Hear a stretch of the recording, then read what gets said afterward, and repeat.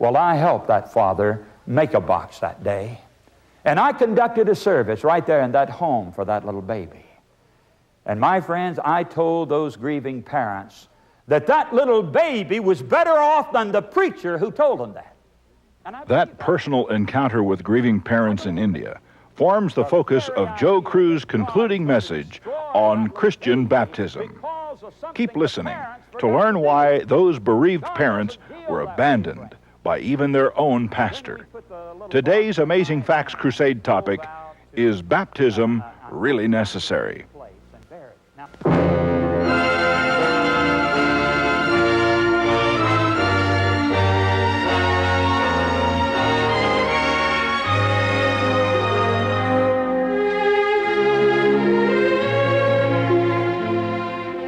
Now let's come to this question, and it's a very important one. Who is a proper candidate for baptism? Who qualifies? Can you just take anybody under any circumstances and put them under the water and proclaim that they've now entered into the family of God and that they've been buried in baptism? What do you do to get ready for it? How do you prepare for it? The Bible gives us three things that are absolute prerequisites in order to be baptized properly. Let's turn now in our Bibles to these places. In Matthew 28, Matthew chapter 28 and the last two verses of that chapter, 19 and 20, Jesus said, "Go ye therefore and teach all nations, baptizing them in the name of the Father and of the Son and of the Holy Ghost, teaching them to observe all things whatsoever I have commanded you, and lo, I am with you always, even unto the end of the world."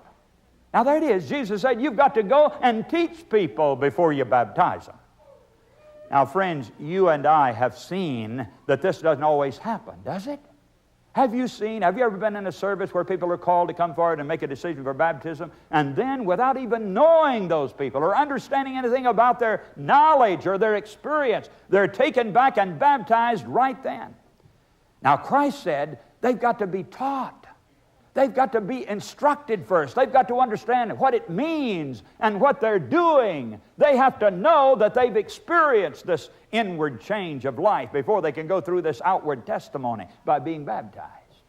So that is number one. There is a teaching involved that is necessary.